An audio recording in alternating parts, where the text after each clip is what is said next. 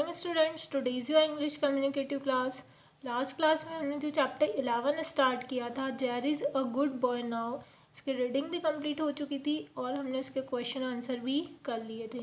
Now today we are going to start page number 130। हमारी इस chapter की कुछ एक्सरसाइज बच गई थी, तो आज हम उसको कंप्लीट करेंगे। Okay, so your first exercise, rewrite each sentence using much, many in place of a lot of। नीचे आपको जो सेंटेंस दिए हैं उसमें अ लॉट ऑफ की प्लेस पर हमको मच और मैनी का यूज़ करना है और सेंटेंस को फिर से बनाना है। तो उसके पहले आपको नोट दिए हैं, आपको कुछ रूल्स दिए हैं। फर्स्ट है we use many with plural countable nouns. ठीक है, जो मैनी है, मैनी का यूज़ हम प्लूरल काउंटेबल नाउन्स के साथ यूज़ करते हैं। काउंटेबल नाउन्स मतलब जिसको हम काउंट कर सकते हैं। Second, we use much with uncountable nouns. Much किसके साथ यूज़ करते हैं हम? Uncountable nouns. अनकाउंटेबल मीन्स जिसको आप काउंट नहीं कर सकते हो, तो उनके साथ आप मच का यूज़ करेंगे। एंड नंबर 3 पर रूल दिया है we can use a lot of both with countable and uncountable. जो अ लॉट ऑफ है उसका यूज़ हम काउंटेबल और अनकाउंटेबल दोनों नाउन्स के साथ कर सकते हैं। मतलब जिसको हम काउंटिंग कर सकते हैं और जिसको काउंटिंग नहीं कर सकते, दोनों के साथ आप अ लॉट ऑफ लगा सकते हो। अब इनका हिंदी में मीनिंग क्या होता है? Many, much, a lot of का मतलब कि होता है बहुत ज़्यादा। ठीक है, जब हमको कोई चीज़ की मात्रा ज़्यादा बतानी है तो उस नाउन के पहले हम मेनी, मच या अ लॉट ऑफ का यूज़ करते हैं।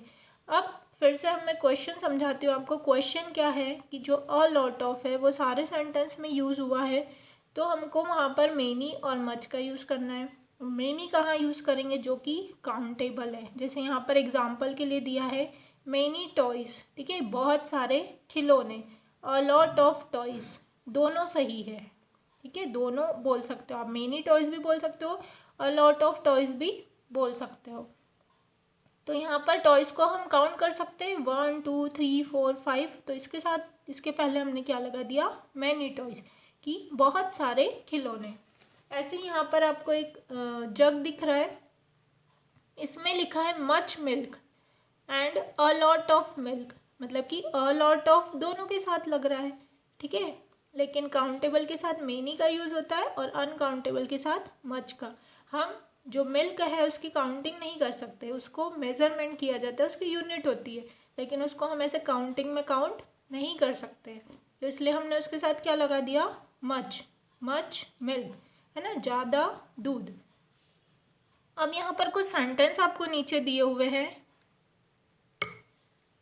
फर्स्ट सेंटेंस है आपका, she took a lot of time to dress up. ठीक है, उसको रेडी होने में मतलब ड्रेसअप होने में बहुत ज़्यादा टाइम लगता है। तो ज़्यादा टाइम, अ लॉट ऑफ की प्लेस पर हमको क्या यूज़ करना है? मच और मैनी। तो पहले हम क्या देखेंगे? नाउन देखेंगे कि ये जो नाउन है ये काउंटेबल है या अनकाउंटेबल है। तो जो टाइम है वो अनकाउंटेबल में आता है, क्योंकि टाइम को हम काउंट नहीं कर सकते। उसको अगर वॉच देखी जाए तो घंटे में काउंट होता है, उसकी यूनिट होती है। बाकी इसे 1 2 3 4 5 6 इसको हम काउंट नहीं कर सकते। तो यहाँ पर हम क्या लिखेंगे? She took much time to dress up, क्योंकि यहाँ पर ऐसा नहीं लिखा है 1 आवर 2 आवर 3 आवर्स। अगर 1 आवर्स 2 आवर्स 3 आवर्स लिखा होता तो मेनी आवर्स हो सकता है, लेकिन मेनी टाइम कभी नहीं होता है। ठीक है, तो टाइम के साथ क्या लगाएंगे? Much. She took much time to dress up. Number two पर है I had to face a lot of problems in the city. अब यहाँ पर जो नाउन है वो क्या है? प्रॉब्लम्स है। मतलब कि इसका प्लूरल है, प्लूरल काउंटेबल बोला है। तो हमको दिख रहा है कि प्रॉब्लम्स प्लूरल है क्योंकि उसमें एस लगा है, और प्रॉब्लम्स को हम काउंट कर सकते हैं कि हमारी लाइफ में 1 प्रॉब्लम आई, 2 प्रॉब्लम आई, 3 प्रॉब्लम आई। ठीक है, तो यहाँ पर फिर हम अ लॉट ऑफ की जगह पर किसका यूज़ करेंगे? मैनी का। और I had to face many problems in the city.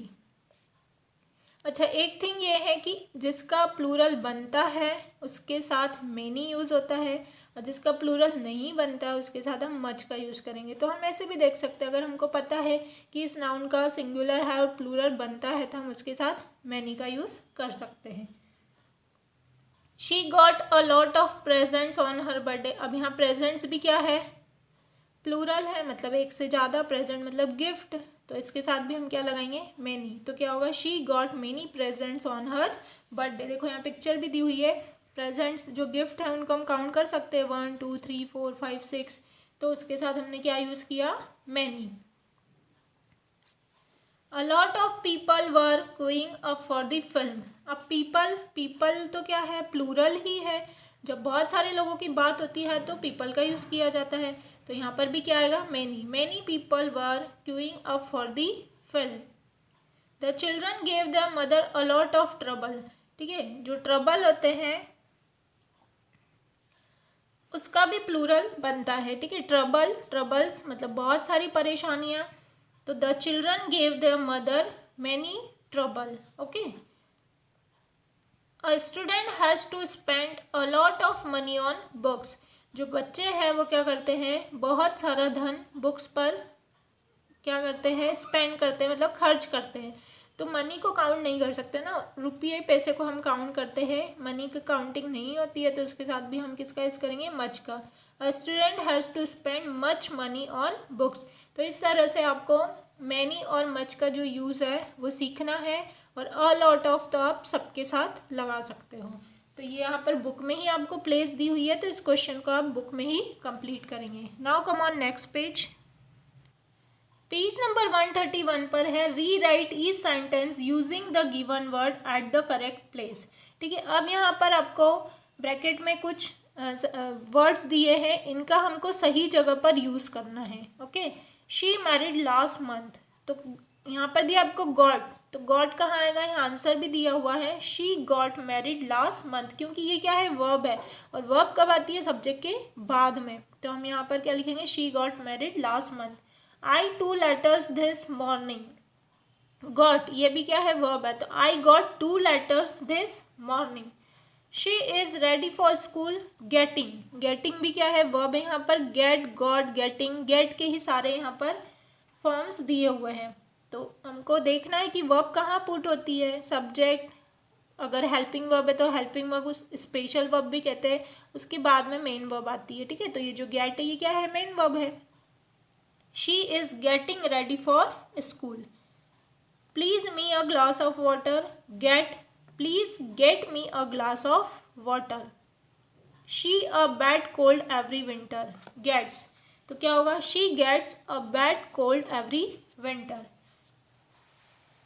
Now next है, most student to school by bus। यहाँ पर भी get का यूज़ करना है आपको। Most students get to school by bus. My dad usually up at 5 AM daily। gets, तो gets कहाँ आएगा, my dad usually gets up, ठीक है, उठना जगना, gets up at 5 AM daily। तो यहाँ पर हमने get का क्या किया, प्रॉपर जो प्लेस है उसकी वहाँ पर उसको फिट किया। तो इसके लिए भी आपको बुक में ही प्लेस दी हुई है, ये क्वेश्चन भी आप बुक में ही कंप्लीट करेंगे। Now your next question, choose the correct word to fill in each blank. ठीक है, यहाँ पर जो ब्लैंक्स दिए हैं इनको आपको फिल करना है। She has golden dash hair या हेयर, उसके जो बाल है वह गोल्डन कलर के हैं। तो बाल के लिए कौन सा वर्ड यूज़ होता है, हेयर। इस हेयर का मीनिंग होता है खरगोश। ठीक है, और HAIR मीन्स बाल, तो यहाँ पर हम HAIR हेयर लिखेंगे। और dash can run very fast, अभी मैंने आपको दोनों के मीनिंग बताया। कौन बहुत तेज दौड़ सकता है, तो खरगोश। तो खरगोश को क्या बोलते हैं, HARE हेयर। तो हम यहाँ क्या लिखेंगे, a hare can run very fast. Children ran to dash classes, बच्चे दौड़कर उनकी कक्षा में गए। तो उनकी THEIR मतलब होता है उनकी, तो यहाँ पर आएगा देयर क्लासेस।